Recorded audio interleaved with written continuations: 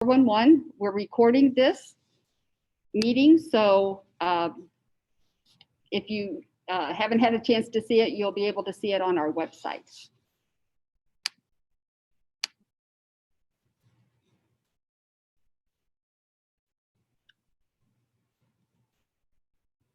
Sorry to delay. I am looking for something on my computer, which is not showing up.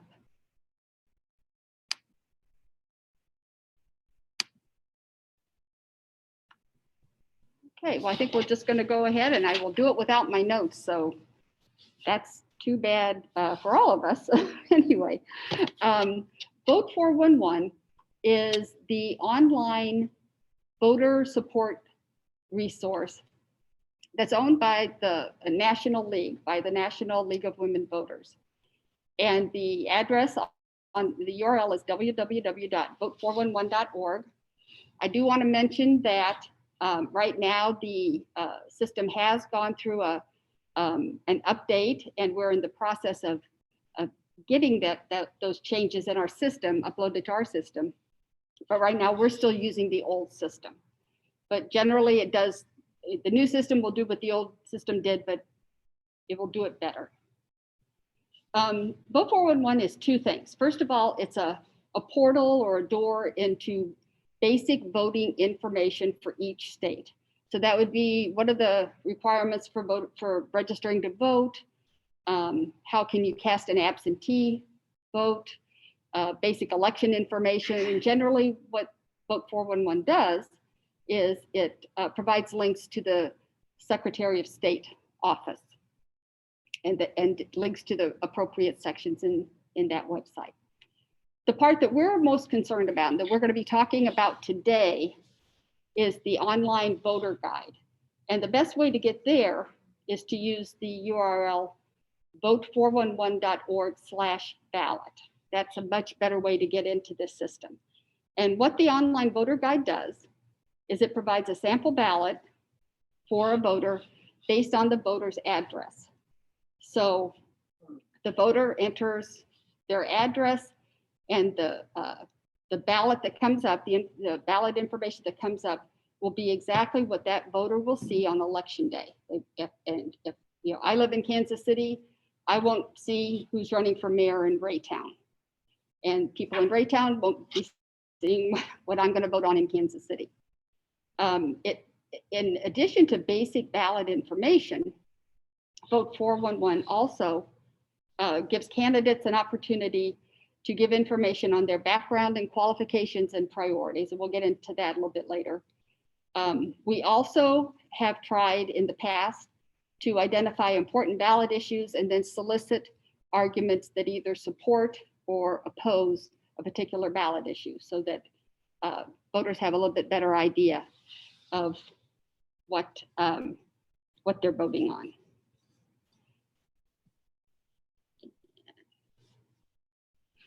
These are the election authorities that we work with. There are 5 in our area: Cass County Election Authority, the Board of Election Commissioners in Clay County, the Election Board in Jackson County, the Election Board in Kansas City, which is obviously most of Kansas City is in Jackson County, but Kansas City, the Kansas City Election Board handles all elections in Kansas City, the parts of Kansas City that are in Jackson County. And then finally, the Board of Elections in Platte County.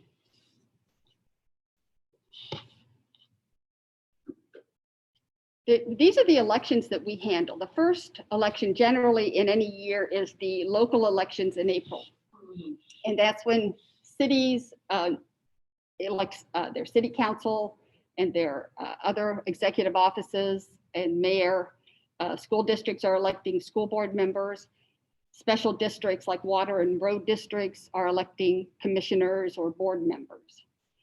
And this is by far the largest election that we deal with, even though it's the one that generally doesn't get as much press, and voter turnout sadly is usually pretty low for these local elections.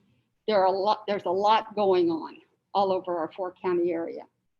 In August is the primary in even numbered years. So in 2022, we will be having a primary for statewide offices, as well as the United States Senate and House, the General Assembly in Jefferson City, as well as county offices. So all 4 counties will be electing, based on the county, it varies, of course, but commissioners, legislators, executives.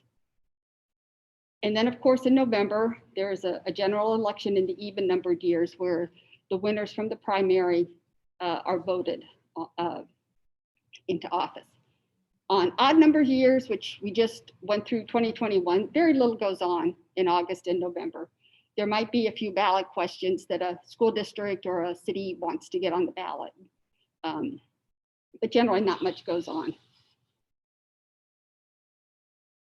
We also, though, have other elections in a presidential election year like 2020. Missouri has a presidential primary in March, and the League of Women Voters of Missouri manages all that. Kansas City, Missouri does their municipal elections in April and June of the year before the presidential election. So the next time Kansas City, Missouri will have a municipal election will be 2023. And then in February, sometimes there's an election in a city. This year, there's a pretty major election. Independence is electing mayor and city council. This will be the primary in February. And then oftentimes a city or school district will put a bond issue on the ballot in February.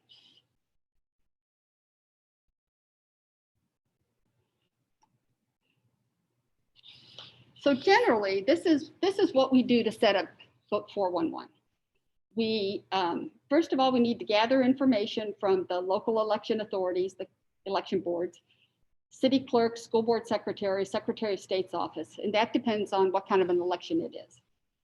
And we get started on that. We'll be starting on the April election here in the next week or so, because we need about 10 weeks to get through the whole process. And generally, we especially for the April election, we need a lot of volunteers, up to 9 or 10. As we gather this information on races from these sources, we create a spreadsheet that we begin loading as soon as we have a decent number of races accounted for. We start looking at the questions that we want to ask our candidates, because part of Vote 411 that we'll talk about again in a minute is to pose to candidates how they feel about an issue or what their priorities are, and get them to answer in their own words what is important to them. We also enter ballot questions. These need to be identified, and if there's a ballot issue that is important or that people in the community feel they need more information about, we would like to provide supporting and opposing arguments, depending on if we can get those questions identified and if we have people who are willing to look for that information. About 6 weeks before the election, we start to email candidates, asking them to participate in Vote 411 and giving them a link to their personal profile page that they can fill out.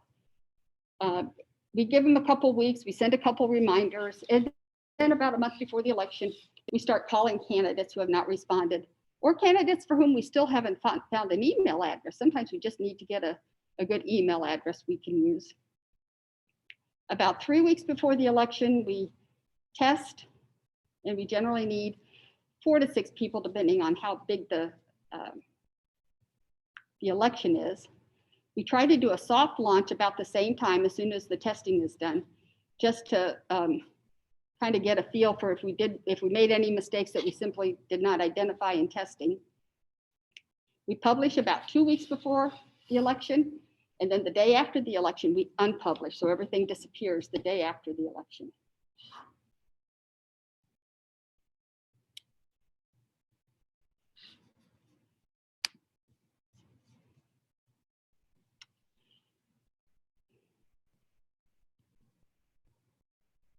Sorry, I've lost my, okay.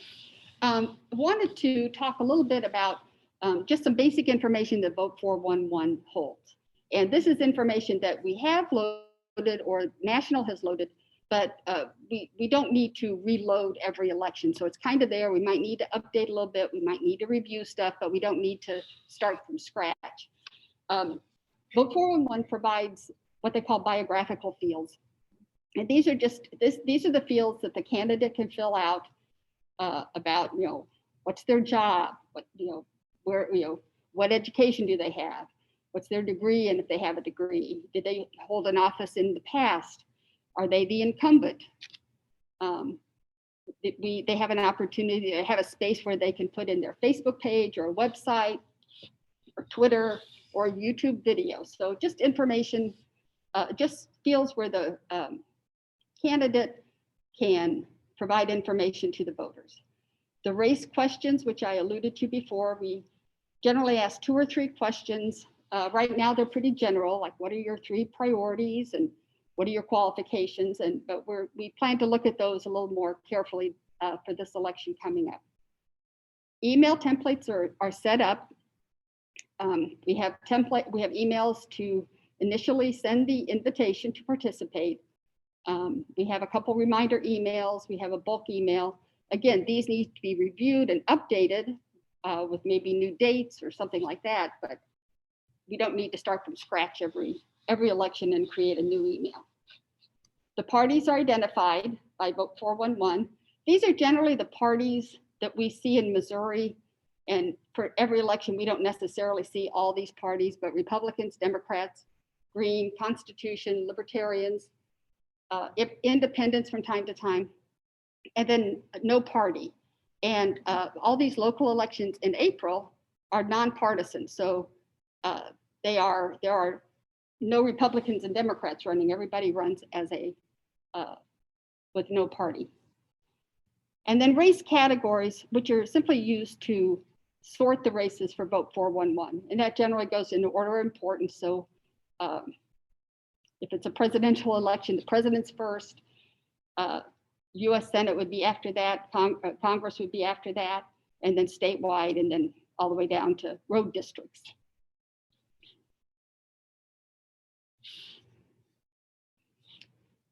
We also, this is already available in Vote411. As I said before, there's the beauty of Vote411 is that a voter can enter their address and get whatever is on their ballot, and it gets rid of any races that voter will not vote on. And generally what Vote411 uses to do this is something called geographical information systems. And these are files, electronic files that we have loaded or have been loaded for us, where all we have to do, if we identify a school district, only people in that school district will see that race. And we all statewide, US Senate and House, Missouri General Assembly, we have files for all of those that are listed, school districts, all municipalities. We don't have all the city council and alderman districts though, in some of those special road districts or water districts.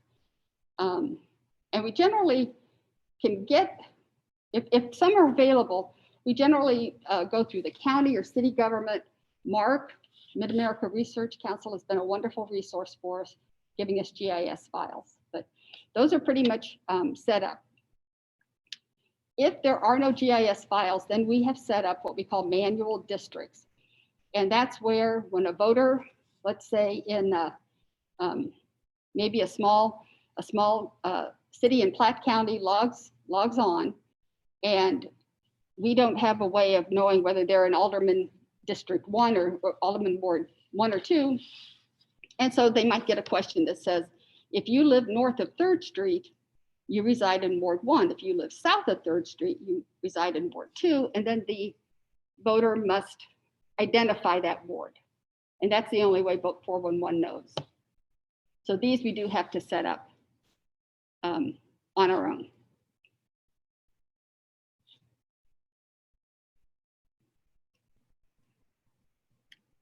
But so this is what we do have to do. So go on to the next, there it is. First thing we have to do is gather the information from who's ever in charge of, who's ever getting the candidates' applications. we go to that source to get ballot and candidate information. So for local elections, we're contacting over 100 city clerks, school board secretaries, special district staff to find out who has gone to that entity and said, I want to be on the school board, or I want to be city council person. We also ask to get if there are any ballot questions, we'd like to get a head start on that. For county elections, it's generally through the county clerk or the local election authority. For the U.S. House and for Missouri General Assembly, we go through the Secretary of State.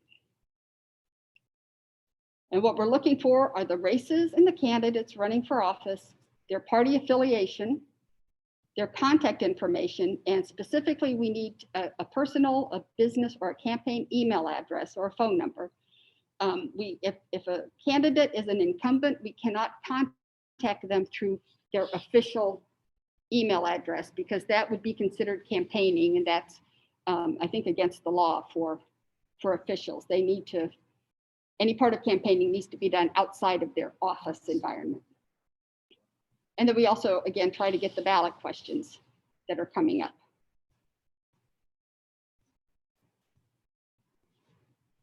Next thing we do is we build a spreadsheet. And the reason I put this up here is these are the columns of information that gets loaded into Vote411. The full name, which matches what's on the ballot, is in the first column. They also want us to enter the last name because that's how they sort the names. Everything shows up in alphabetical order. The race, which again is in standardized format. And the reason that is helpful to standardize that is there's a lot of information that needs to be put in for each race. But if we can match that race we're working on today with the last time that race came up, maybe 4 years ago, all that information we have to put in is copied. So we don't have to enter a whole lot of information. So we try real hard to make sure that whatever we're entering matches the last thing we had put on Vote411. Parties, again, are standardized. And then a contact email. And again, it can't be an official office email. It must be personal or business or a campaign. Then we assign, oh, that's okay, Peg. Then we assign the district, the category, and the questions that we're going to ask each candidate. And then, as I said, when the race name matches the race from a previous election, a lot of this information just is filled in automatically, so it saves a lot of time. Then we email the candidates, and that's done. It's a pretty easy task once the email is set up. We send out the invitation to participate about 6 weeks prior to the election. For the people we don't hear from, about 2 weeks later, we'll send a reminder. We may send even another reminder before a final reminder about a week after that. So we hit them every few days for a while. A lot of, these candidates get a lot of emails, so a lot of stuff gets buried in their email box. And also, sadly, a lot of emails go to their spam folders. We found that has happened, that when we followed up with phone calls, candidates have found the email in their spam folders. So at that point, we start calling candidates and trying to figure out if they need another email or if they can find the email or if we need a different email address. And then finally, we're also assisting candidates because usually the system works pretty cleanly, but every once in a while, somebody will try to upload a photograph and it's sideways. Nobody wants that. So we can help them kind of clean that up and troubleshoot any problems they may be having. The ballot questions, we can't add those through a spreadsheet. We need to go in one by one and copy the exact language from the ballot and put it into Vote411. We have to assign the district, whether GIS or manual. We have to assign a race category. Is it Jackson County or is it Belton, Missouri? And then again, if it's an important ballot question or if we have heard from people in that community that this is an important issue that they would like to solicit information supporting and opposing the ballot issue so that voters are informed when they cast their ballot. that's something else that we can add to Vote 411 to make available to voters. And then finally, when we've done all that work, we spend an afternoon or a morning testing, and we get the ballots, every ballot because by then we actually have ballots. We get every ballot and we compare what's on the ballot with what a voter in that local election authority or that school district would be seeing.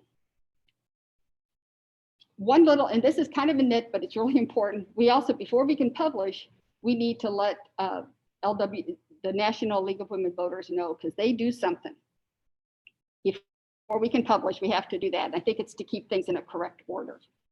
And then we try to do a soft launch a couple days before our official activation date. At that point, we send a bulk email to candidates alerting them. We have gone ahead, we have published a little bit early.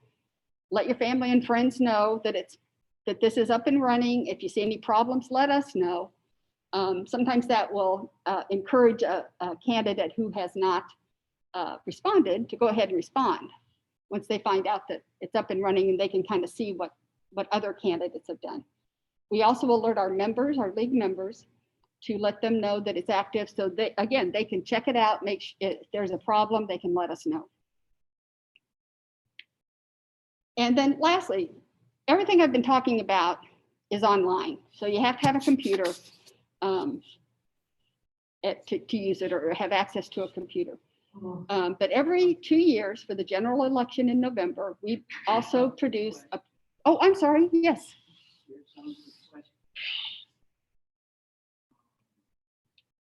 In your city, I live in a community that not everybody has access to a computer. So what's the alternative? During the elections that are not general elections in November, is correct?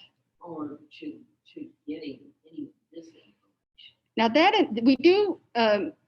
we do work hard to get at least information that Vote 411 is up and running.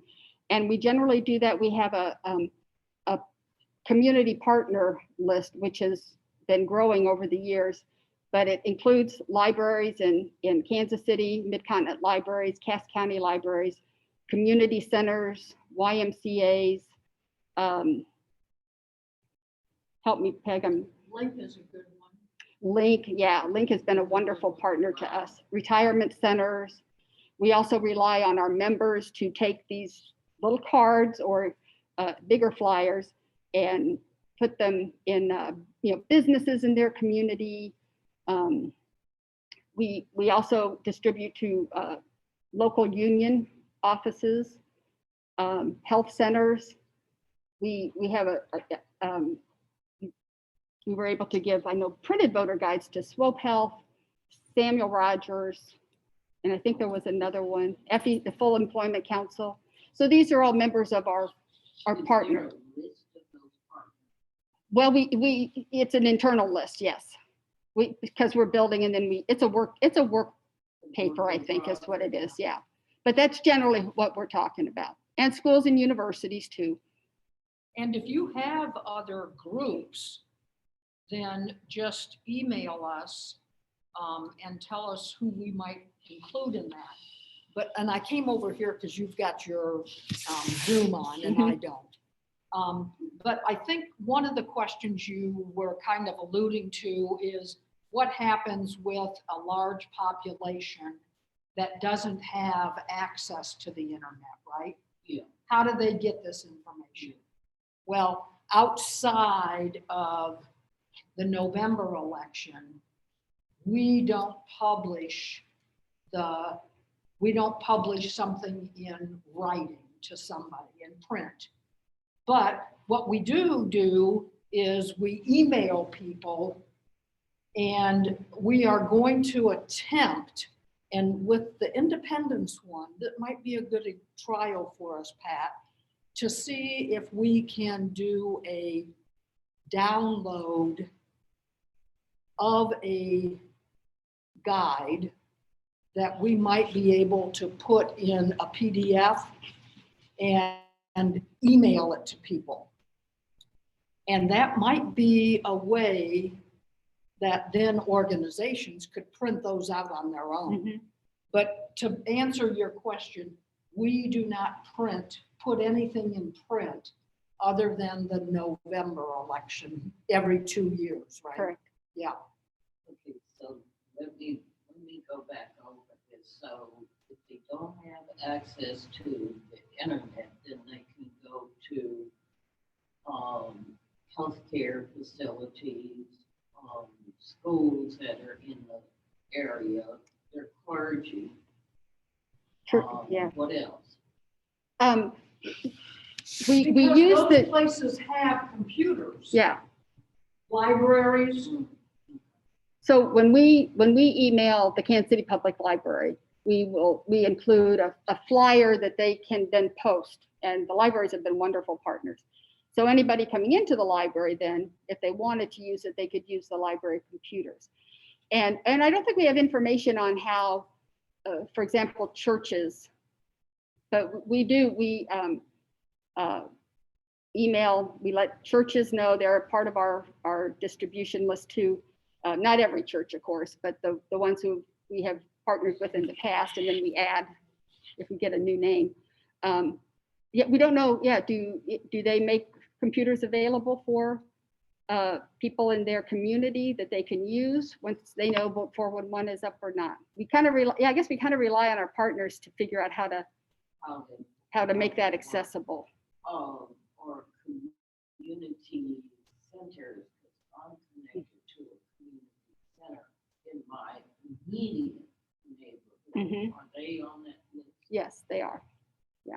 Do they have, can you go into that community center and use a computer there?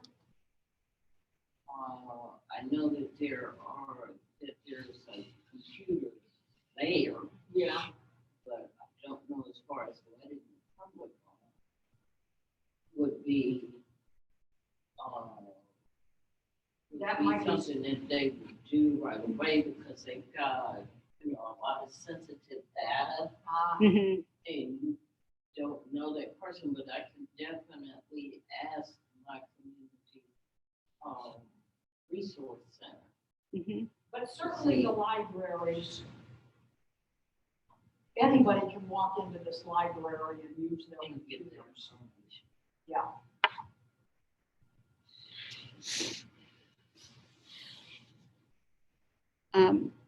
I'll go ahead back to the printed guide. So yes, the printed guide is only printed every 2 years.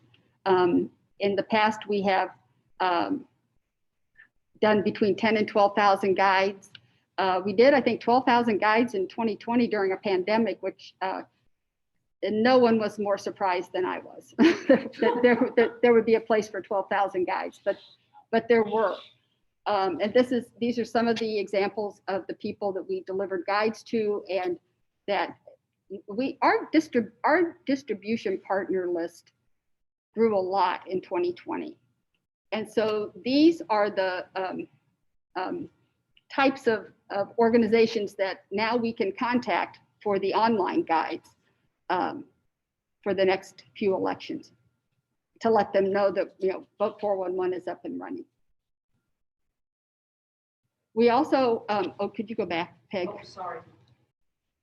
Another thing that I think has been effective is members have gotten either the printed guides, that's what we're talking about right now, and delivered them in their communities or gone to other communities. We have worked, we always keep in mind underserved communities to make sure that we get as many guides to businesses. And we had a member who just goes door to door. She gets, I can't remember how many guides she got last time, but it's in the close to 1,000, and just goes door to door, giving guides to business owners and restaurants, and then has seen people with them as she's continued delivering. She'll see, pedestrians with a voter guide that they're looking at. Yeah, but generally the information in the printed guide is what we have downloaded from the Vote 411 system. So it's the same information. It's just grainier and in black and white instead of in color. So, and Peg, I think we can go. And we also wanted to let our members know that if this is something they'd like to get involved in, these are the types of tasks that we can always use help with. Getting the ballot information by making the calls to the city clerks and county clerks, by calling candidates who have not replied, researching the ballot issues if there's something that is important to a community, getting the word out. We are interested in people who have that creative bent, who could come up with a great marketing plan, as well as people who have good connections in the community, who can alert those members of the community that Vote 411 is available. We also, Peg and I have pretty much been doing all the technical stuff, but that is certainly, it's not because we're special, that's for sure. So, and if people like the technical part of a system, there are many, many things that a person might be interested in doing. Finally, the testing. We always need, like I said, a few people to sit down with us and look at what we inputted. Part of the problem I have is if I check my own work, I see what I think I did. If somebody else checks my work, they see what I really did. So, do you have any other questions? I understand, I have a better understanding of what your process is. But I'm going to take the question right back to ballots, or I want to bring that topic back up again, is people being able to get their ballots. Is that on this website? It would be on, Peg, could you go to the second slide? The what? The second slide. Do you see the bullet point that says the portal to voting information? They can go through Vote 411 and it will link somebody to the Secretary of State's office where they can, I think you can request an absentee ballot online, or you can print it out. But that's what Vote 411 does for things like, can I get an absentee ballot? So it's there. That is set up by the national office. So we don't do anything with that unless, I got you. yeah. So this is, if you go here, this is where it takes you. If you go to vote411.org, and then you can verify your voter registration. So if somebody doesn't know if they're registered, you can check that here, or you can check the first one to register to vote right there. So right there's the first one if you want to register to vote, or if you want to verify your registration. So if I wanted to verify, gosh, I don't know if I'm still registered. So I select my state, and then it'll take you to the whatever state's your Secretary of State's website is. And then you put in your first name as you register, and then you put in your house number.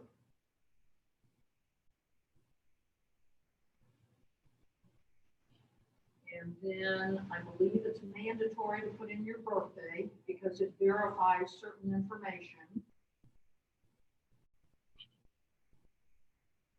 Slash.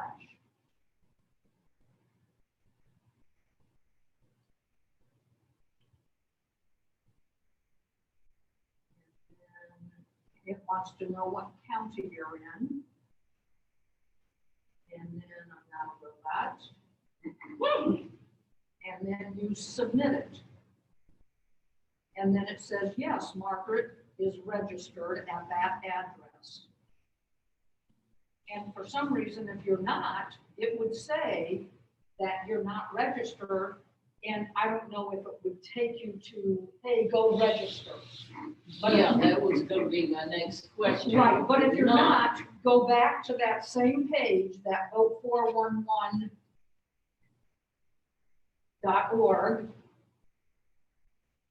And you see here, it says register to vote. And you just go to that, and it asks you what your address is. It'll take you through the steps you need to register to vote. So you can get almost any information you want by going to vote411.org. And that way you don't have, I mean, if you're talking to a group of people that some live in Clay County or Kansas City or Independence, rather than going to each individual Kansas City election board, you could do the same thing if you went to Kansas City Election Board website. But this one here just takes you right away to what you need to do. Okay? The simpler the better. Yes. Does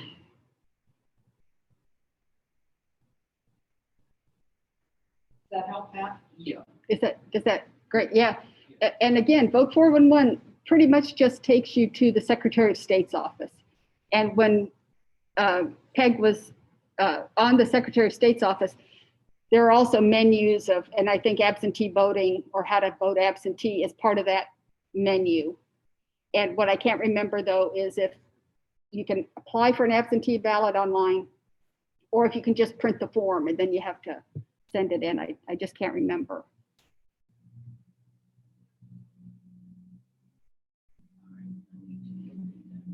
Website to see if they got it. I need to look at that website to find out if they want to be notarized, when, what date do they have to Yeah. have them in? Yes. Drop boxes, is that on there? I don't know if we have drop boxes in Missouri. Do we, Peg? I'm not aware that. I don't know. I think they have to be delivered to the local election authority or Yeah. mailed in. Okay, so I just put in, my sister moved. My sister used to live in Kansas City here, and she moved back to Ohio. So I put her name in there to see if she was registered. And it says we could not find a Jackson County in Kansas City limit that's registered for Mary Ware at that address. Did you mistype or use a nickname? If so, try again. You have changed your name, update your registration. Have you moved since you last voted? It updates your information. If you have not registered, you may obtain a registration application. So that answers your question about if I'm not registered, what happens on that site? So then it takes you to the registration application right there, and then you can fill that out online. Okay? I'm also going to mention, I'm going to give a shout out to the league's website here in Kansas City, and it should be on that the little flyer. It's LWVKC.org. We do have a page on voting and how to vote, including how to vote absentee. So we also will link to the Secretary of State's office, but we try to do some explanation as well. Can you see that on this is our website, LWVKC.org. Yeah. And there's one that's called, as Pat's saying, voting and election. And you can go right there to register, voter registration, how to vote. That's where we would find information on absentee voting. Yes, so you would just go there.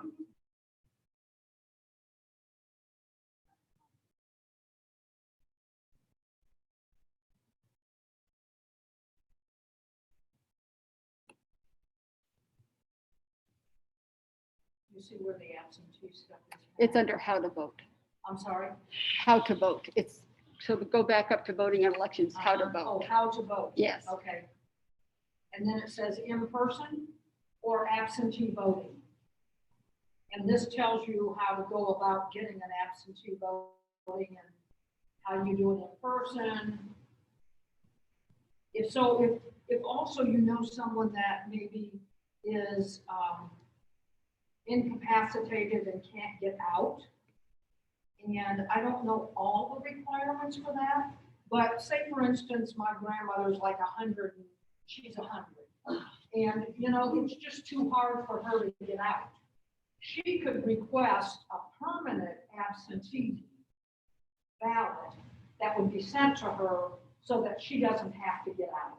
I know people in the nursing home, because we sometimes work with nursing homes, and we strongly encourage whoever their activities director is to, if somebody is in a nursing home, they're pretty much able to get a permanent absentee ballot sent directly to the nursing home.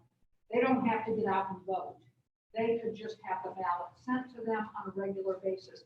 But this tells you how to go about doing that. And what's nice about this is that person, if they're on the permanent disability roll, they can mail in their ballot, their completed ballot. They do not have to have it notarized. Anybody who returns their absentee ballot in person does not have to have their ballot notarized. If somebody's voting absentee and mailing it in, that's when they need to get a notary public to verify that that's the person and sign the envelope and all that.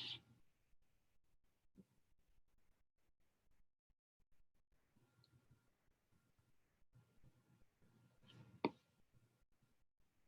right, tell me when to stop the recording, Pat. I think we could stop now. You think so? Yeah. Well, good. I'm glad that you stopped it because I have an off the wall question.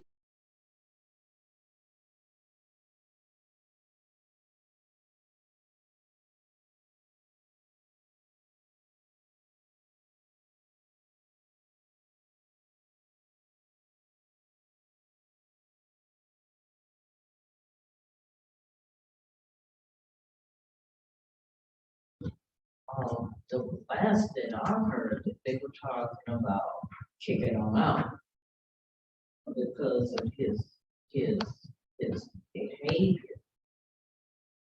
after he got into office.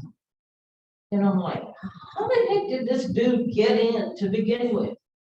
Well, Is that the young man in Kansas? I was wondering, I was thinking it was either